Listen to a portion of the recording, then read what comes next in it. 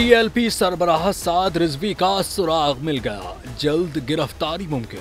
जराए ने बताया है कि कानून नाफिज करने वाली एजेंसियां तहरीक लब्बैक पाकिस्तान के सरबराह साद रिजवी और रहनुमा अनीस रिजवी का सुराग लगा चुकी हैं और उन्हें जल्द गिरफ्तार किया जाएगा। जराए ने मजीद बताया कि अगर वो तिब्बी इमदाद के मुस्तहिक हों तो उन्हें फौरी तिब्बी सहूलत फराहम की जाएगी, इसीलिए वो खुद पेश हो जाए। इस वक्त साद रिजवी और अनीस रिजवी की जख्मी हालत के बारे में कुछ कहना मुमकिन नहीं है। मुरीद के में मुजाहिरों और पुलिस कार्रवाई के दौरान ये दावे सामने आए कि एहतजाज के दौरान फायरिंग भी हुई। पुलिस ने रावलपिंडी के रवात थाने में साद रिजवी और दीगर रहनुमाओं के खिलाफ FIR दर्ज कर दी है, जिसमें इंतहा पसंदी की दफात शामिल है।